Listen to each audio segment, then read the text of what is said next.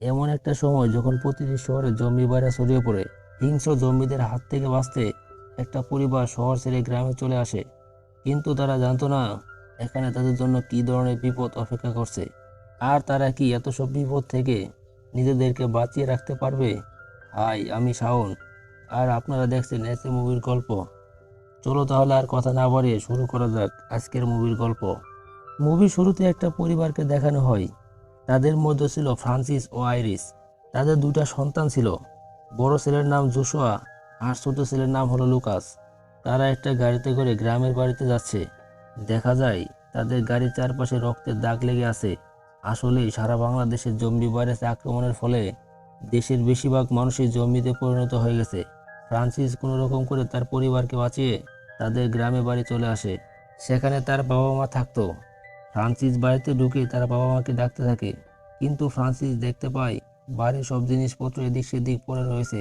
Francis তার বাবার রুমে যায়, আর সেখানে গিয়ে সে দেখতে পায় তার বাবা মারা গেছে।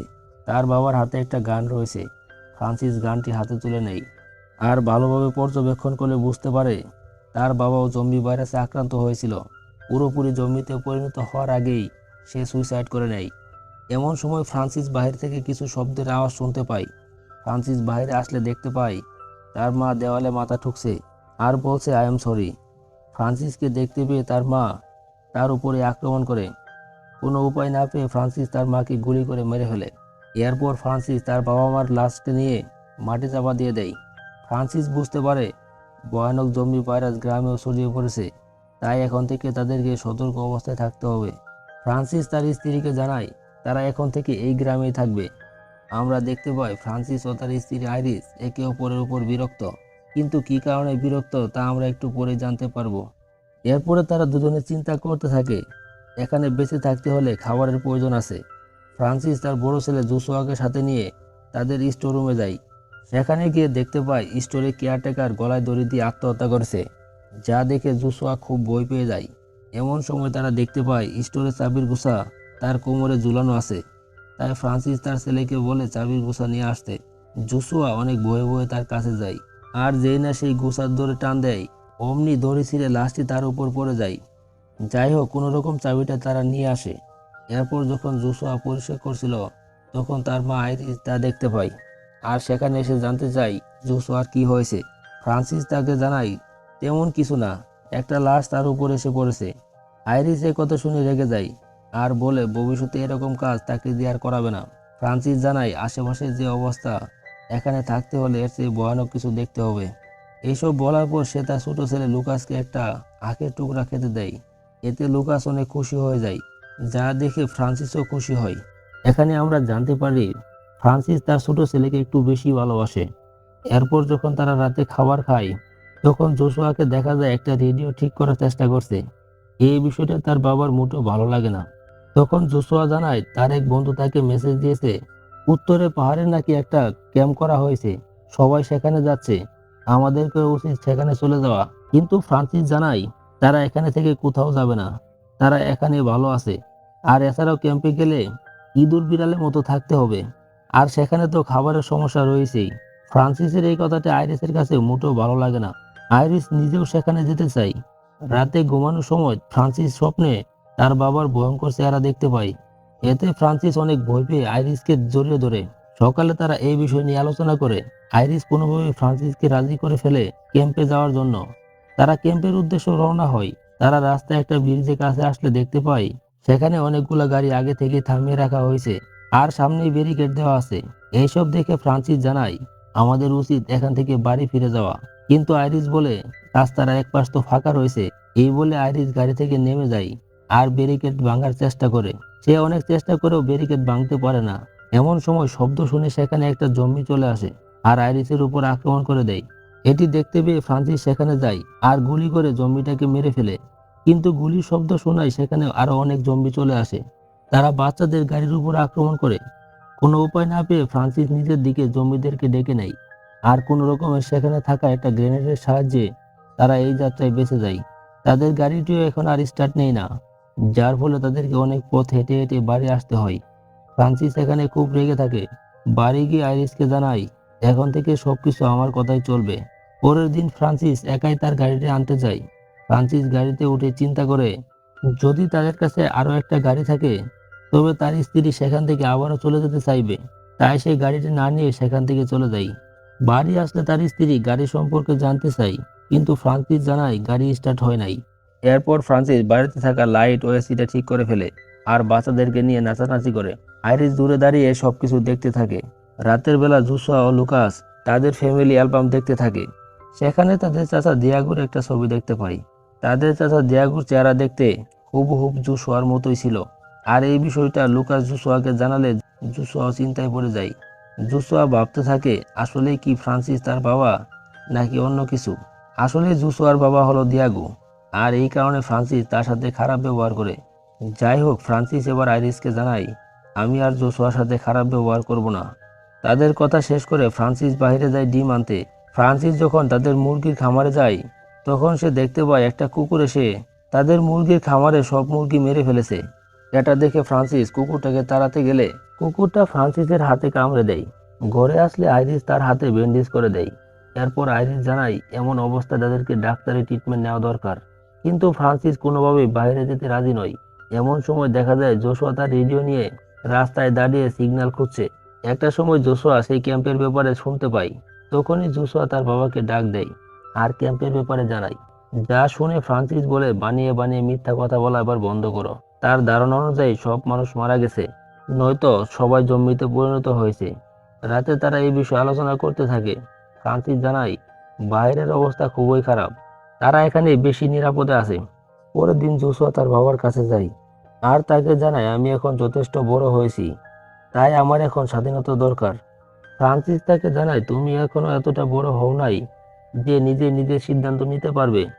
নিজের পরিবারকে রক্ষা করতে প্রয়োজনে খুনও করা লাগতে পারে। জোশুয়া জানায়, আমি পরিবারকে বাঁচাতে প্রয়োজনে খুন করতে পারবো। এরপর ফ্রান্সিস জোশুয়াকে নিয়ে একটা মাঠে চলে আসে আর এখানে একটা টার্গেট দিয়ে জোশুয়াকে শুট করতে বলে। জোশুয়া বারবার চেষ্টা করার পরও টার্গেটে হিট করতে পারে না। এটি দেখে ফ্রান্সিস রেগে যায় আর জোরে জোরে জোশুয়ার উপর চিৎকার করতে থাকে। এরই মধ্যে বাইরে গুলির শব্দ শুনে আইরিস ও লুকাস সেখানে চলে আসে। আইরিস ফ্রান্সিসকে বলে জোশুয়ার সাথে এরকম আচরণ না করতে। এরই মধ্যে তারা লক্ষ্য করে গুলির শব্দ পেয়ে সেখানে একটা জম্বি চলে এসেছে। ব্যাপারটা তারা প্রথমে গুরুত্ব না দিলেও কিছুক্ষণ পরে তারা দেখতে পায় জম্বিদের একটা দল তাদের দিকে এগিয়ে আসছে। এটা দেখে তারা সেখান থেকে দৌড়ে পালাতে থাকে। জম্বিরাও তাদের পিছু করে। একটা সময় তারা বাড়িতে পৌঁছে যায়। ঘরের ভিতরে ঢুকে তারা দরজা বন্ধ করে দেয়। তারা দরজার সামনে একটা ভারী জিনিস রাখে যাতে করে জম্বিরা ঘরের ভিতরে প্রবেশ করতে না পারে। কিন্তু তারা দেখতে পায় জম্বিরা তাদের বাড়ির আশেপাশে ঘোরাফেরা করছে। একটা সময় ঘরের ভিতরে তাদের উপস্থিতি জম্বিরা বুঝতে পারে আর ঘরের দরজা ভেঙে ভিতরে ঢোকার চেষ্টা করে। এমন সময় একটা গাড়ি এসে সেখানে হর্ন বাজায় আর জম্বিদেরকে গাড়ির দিকে আকৃষ্ট করে নিয়ে যায়। আর জম্বিরাও সেই গাড়িতে আকৃষ্ট হয়ে সেদিকেই চলে যায়। যার ফলে এই যাত্রায় কোনো রকম ফ্রান্সিসরা রক্ষা পায়। কিন্তু এই লোক আবার কে, যে কিনা নিজের জীবন বিপদে রেখে এদেরকে বাঁচিয়ে দিল? ফ্রান্সিস সেই গাড়িটি দেখেই বুঝতে পারে যে এই ব্যক্তিটা আসলেই কে। পরের দিন ফ্রান্সিস সেই ব্যক্তির সাথে দেখা করতে একটা নদীর ঘাটে যায়। আসলে এই লোকটাই হলো দিয়াগো, ফ্রান্সিসের ছোট ভাই। দিয়াগো বলে, গত রাতে আমি আমার মা বাবার সাথে দেখা করতে গিয়েছিলাম। ফ্রান্সিস জানায় বাবা মা দুজনেই মারা গেছে। এরপর দিয়াগো জানায়, তোমাদের সাহায্য করতে আমি তোমাদের সাথে থেকে যেতে চাই। কিন্তু এ কথা শুনে ফ্রান্সিস রেগে যায় আর তার দিকে বন্দুক তাক করে এখান থেকে চলে যেতে বলে। কি অবাক হলে, তাই না? বিপদে যে সাহায্য করতে চেয়েছে তাকে কিনা বন্দুক দেখিয়ে তাড়িয়ে দেয়। মূলত দিয়াগো ফ্রান্সিসের ছোট ভাই হলেও তার স্ত্রীর সাথে পরকীয়ায় জড়িয়ে পড়েছিল। এমনকি ফ্রান্সিসের বড় ছেলে জুসুয়াও হলো দিয়াগোর সন্তান। আর যার কারণে ফ্রান্সিস তার বড় ছেলেকে খুব একটা ভালোবাসে না। ফ্রান্সিস এক্ষুনি দিয়াগোকে এখান থেকে চলে যেতে বলে। কোনো উপায় না পেয়ে দিয়াগো এখান থেকে চলে যায়। তবে যাবার আগে দিয়াগো তার ভাইকে একটা ম্যাপ দিয়ে যায় আর তাদেরকে উত্তরের পাহাড়ের দিকে যেতে বলে। ফ্রান্সিস ম্যাপটাকে হাতে নিয়ে পুড়িয়ে ফেলতে গিয়েও পুড়াতে পারে না। এরপর ফ্রান্সিস বাড়ি গিয়ে আইরিসকে তার ভাইয়ের কোডটা দেখায়। এতে আইরিস কিছুটা বিরক্ত হয়। এদিকে ফ্রান্সিস ধারণা করে এই জম্বিগুলো আবারও আসবে, তাই সে দরজাটা আরো ভালো করে মজবুত করে লাগিয়ে দেয়। ফ্রান্সিসের ছোট ছেলে লুকাস খেলতে খেলতে তাদের পাশের রুমে প্রবেশ করে আর সেখানে গিয়ে একটা জম্বি দেখতে পায়। এটা দেখে লুকাস ভয় পেয়ে চিৎকার করে ওঠে। চিৎকারের শব্দ শুনে সেখানে তার মা আসে আর লুকাসকে সে বোঝায় এই জম্বিটা সবার চেয়ে আলাদা, সে অনেকটাই দুর্বল, তাই সে মানুষের উপর আক্রমণ করতে পারবে না। তাদের এই কথাগুলো পাশে দাঁড়িয়ে ফ্রান্সিস শুনে ফেলে, আর তাই তো ফ্রান্সিস মাঠে গিয়ে সেই জম্বিটার মাথা কেটে মেরে ফেলে। এরপর কাটা মাথা হাতে নিয়ে বাড়ি আসে আর সবাইকে বলতে থাকে বাড়ির চারপাশে এখনো ভয়ঙ্কর জম্বিরা ঘোরাফেরা করছে, তাই আমাদের সবার উচিত হবে বাড়ির বাইরে না যাওয়া। আমরা কোনোভাবে বাড়ির বাইরে যাব না, আমরা এখানে বাড়ির ভিতরেই ভালো আছি। এরপর ফ্রান্সিস যখন গোসল করতে যায়, জোশুয়া এসে তার ম্যাপটা দেখে ফেলে, যেটা কিনা দিয়াগো তাকে দিয়েছে। রাতে খাবারের সময় জোশুয়া তার মাকে ম্যাপটার কথা বলে। এটি শুনে আইরিস ফ্রান্সিসের কাছে ম্যাপটা সম্পর্কে জানতে চায়। ফ্রান্সিস তাকে জানায় তার কাছে কোনো ম্যাপ নাই। ফ্রান্সিস বুঝতে পারে আইরিস বাইরে যাওয়ার জন্য এখনও ছটফট করছে, যাতে করে সে তার প্রেমিকের সাথে দেখা করতে পারে। ফ্রান্সিস তার সন্তানদেরকে বলে, তোমাদের মা তার প্রেমিকের সাথে পালিয়ে যেতে চেয়েছিল, কিন্তু সারা দেশে ভাইরাস ছড়িয়ে পড়ায় আর পালিয়ে যেতে পারে নাই। বাচ্চারা এই কথা শুনে কান্না শুরু করে দেয়। আর আইরিসের কাছে জানতে চাই তাদের বাবা যে কথা বলেছে এটা কি সত্য। আইরিস জানাই, হ্যাঁ, তোমাদের বাবার কথা সত্য। এবার ফ্রান্সিস জানাই এখান থেকে কেউ বাইরে যাবে না। এ কথা বলে ম্যাপটাকে আগুনে পুড়িয়ে ফেলে। এটি দেখে আইরিস রেগে যায়। এখানে আইরিস এতটাই রেগে যায় যে সে রাগের বসে ফ্রান্সিসের গালে একটা চড় মেরে বসে, আর এরপর সেখান থেকে চলে যায়। পরের দিন ফ্রান্সিস আখ খেতে যায়, আখ কেটে আনার জন্য, কারণ তারা এই সব খেয়েই এখন জীবন কাটাচ্ছে। এদিকে দেখা যায় আইরিস তার বাচ্চাদের কাছে যায় আর তাদের সাথে কথা বলে। আমরা এখানে বুঝতে পারি বাচ্চারা তার মায়ের কাছে থাকাটাই নিরাপদ মনে করে, কারণ তাদের বাবা দিন দিন মানসিক ভারসাম্য হারিয়ে ফেলছে। সন্ধ্যায় ফ্রান্সিস যখন বাড়ি আসে, তার সাথে করে এক টুকরা কাঠ নিয়ে আসে আর সেটাকে সে দরজার সাথে লাগিয়ে দেয়, যাতে করে জম্বিরা তাদের উপর আক্রমণ করতে না পারে, সেই সাথে ভিতর থেকে কেউ যাতে বাইরে যেতে না পারে। এই কাজ দেখে জোশুয়া তার বাবাকে এই কাজটি করতে বাধা দেয়, যা দেখে ফ্রান্সিস খুবই রেগে যায়।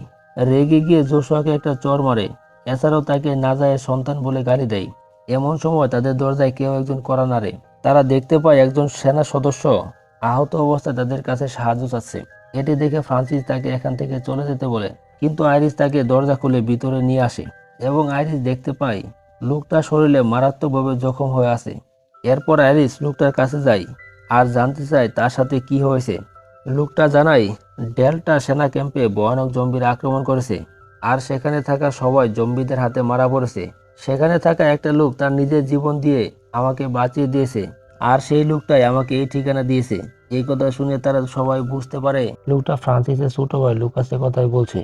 আর আইরিস জানতে চায় সেই লোকটা কি এখনো বেঁচে আছে। সৈনিকটা জানায় জম্বিরা তার চারপাশে ঘিরে রেখেছিল, হয়তো এতক্ষণে সে মারা গেছে। এরপর আইরিস ফ্রান্সিসের কাছে সৈনিকটিকে থাকার অনুমতি চাই। ফ্রান্সিস অনুমতি দিয়ে দেয় আর তাকে বেসমেন্টে থাকতে বলে, যাতে করে তার পরিবার সুরক্ষিত থাকে। এরপর রাতে জোশুয়া তার মায়ের কাছে যায়। জোশুয়া তার মাকে জানায় চিন্তা করে কোনো লাভ নেই, যে করে হোক আমাদেরকে এখান থেকে বের হতে হবে। আর সে এখন জেনে গেছে যে ফ্রান্সিস তার বাবা না, তাই সে তার সাথে খারাপ ব্যবহার করে।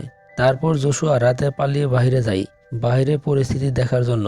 এদিকে ফ্রান্সিস ঘরের দরজা খোলা দেখতে পেয়ে এটি দেখে ফ্রান্সিস রেগে যায় আর আইরিসের কাছে জানতে চাইলে আইরিস তাকে কিছুই বলতে চায় না। এটি দেখে ফ্রান্সিস প্রচণ্ড রেগে যায়। ফ্রান্সিস এতটাই রেগে যায় যে সোজা গিয়ে সেই সৈনিকটির মাথায় আঘাত করে তাকে মেরে ফেলে। এই দৃশ্য দেখে আইরিস ও লুকাস অনেক ভয় পেয়ে যায়। এবার ফ্রান্সিস আইরিসকে ধাক্কা দিলে সাথে সাথে আইরিস অজ্ঞান হয়ে যায়। আইরিস যখন তার জ্ঞান ফিরে পায়, সে তাকে বেসমেন্টে বন্দি অবস্থায় দেখতে পায়। এদিকে ফ্রান্সিস বাইরে সেই কুকুরটাকে দেখতে পায়। এটি দেখে সে তার রাগকে আর কন্ট্রোল করতে পারে না। সে ওই কুকুরটাকে মেরে ফেলে, কিন্তু এতেও তার রাগ কমে না। ফ্রান্সিসের মানসিক ভারসাম্য এতটাই নষ্ট হয়ে গেছে যে নিজের উপর কন্ট্রোল হারিয়ে ফেলেছে। আসলে তার স্ত্রীর প্রতারণা তার মানসিক ভারসাম্যের উপর ব্যাপক প্রভাব ফেলেছে। এরপর ফ্রান্সিস কুকুরের মাংস রান্না করে লুকাস ও আইরিসকে খাবারের জন্য নিয়ে যায়, কিন্তু আইরিসের সন্দেহ হয় তারা আর মাংস খায় না। আইরিস ফ্রান্সিসকে জানায়, তুমি আমার সব, আমি শুধু ফ্রান্সিসকে চাই। আইরিসের জীবনে ফ্রান্সিস ছাড়া আর কারো প্রয়োজন নাই। এই সময় আইরিসের পায়ের কাছে একটা চাকু দেখতে পায়। ফ্রান্সিস চাকুটাকে নিয়ে নেয় আর আইরিস ও লুকাসকে সেখানেই বন্দি করে রেখে যায়। আইরিস জানালা দিয়ে পালানোর চেষ্টা করে এবং সেখান থেকে পড়ে গিয়ে আবার অজ্ঞান হয়ে যায়।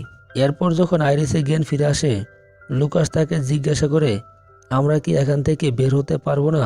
এবার আইরিস একটা বুদ্ধি বের করে।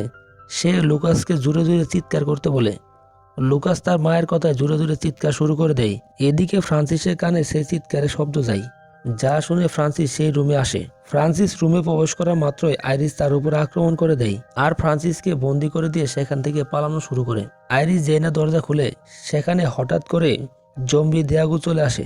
দিয়াগো এখন ভয়ানক জম্বিতে পরিণত হয়ে গেছে। দিয়াগো তার বিবর্ষ চেহারা নিয়ে আইরিসের উপর আক্রমণ করে দেয়। এটা দেখে আইরিস ভয়ে চিৎকার করতে থাকে। তাদের চিৎকার শুনে ফ্রান্সিস বুঝতে পারে তাদের উপর বিপদ হয়েছে। তাই ফ্রান্সিস বেসমেন্ট থেকে কোনো রকম সেখানে চলে আসে আর দিয়াগোকে চাকু দিয়ে মেরে ফেলে। কিন্তু এরই মধ্যে জম্বি দিয়াগো ফ্রান্সিসের ছোট ছেলের হাতে কামড়ে দেয়। এটি দেখে ফ্রান্সিস একেবারে হতবাক হয়ে যায়। এবার সে পুরোপুরি স্বাভাবিক হয়ে যায়। কোনো উপায় না পেয়ে আইরিস লুকাসের হাতটা কেটে ফেলে, যাতে করে ভাইরাস সারা শরীরে ছড়িয়ে পড়তে না পারে। লুকাসের হাত কেটে ফেলায় সেখান থেকে রক্ত বেরোচ্ছিল। তারা কোনোভাবেই রক্ত বন্ধ করতে পারে না, আর রক্ত বন্ধ করতে না পারলে লুকাস এখানেই মারা যাবে। তাই এবার ফ্রান্সিস লুকাসকে শহরে নিয়ে যাওয়ার জন্য তার গাড়িটি নিতে যায়। সেখানে গিয়ে জুসুয়ার সাথে দেখা হয়ে যায়। জুসুয়া তার বাবা ফ্রান্সিসের সারা শরীরে রক্ত দেখে ভেবে নেয় সে তার মাকে মেরে ফেলেছে। তাই তার হাতে থাকা বন্দুক দিয়ে ফ্রান্সিসের উপর গুলি করে দেয়। গুলি খেয়ে ফ্রান্সিস মাটিতে লুটিয়ে পড়ে। জুসুয়া তার কাছে যায়। ফ্রান্সিস জুসুয়াকে জানায় তার ছোট ভাইয়ের অবস্থা ভালো না, তাই তাকে হাসপাতালে নিতে হবে। আর সে তাদের দুজনকেই অনেক ভালোবাসে। এতদিন যা করেছে তা তার পরিবারের ভালোর জন্যই করেছে। এবার জুসুয়া তার ভুলটা বুঝতে পেরে কান্না করতে শুরু করে। তারপর সিন পরিবর্তন হয়। আমরা দেখতে পাই আইরিস লুকাসকে নিয়ে গাড়ির অপেক্ষায় বসে আছে। কিছুক্ষণের মধ্যে একটা গাড়ি আসার শব্দ শুনতে পাই। আর এরই মধ্য দিয়ে আমাদের এই মুভিটা এখানে শেষ হয়ে যায়। বন্ধুরা, মুভিটা ভালো লেগে থাকলে একটা লাইক করে দিও। আর শেষ পর্যন্ত দেখার জন্য অসংখ্য ধন্যবাদ।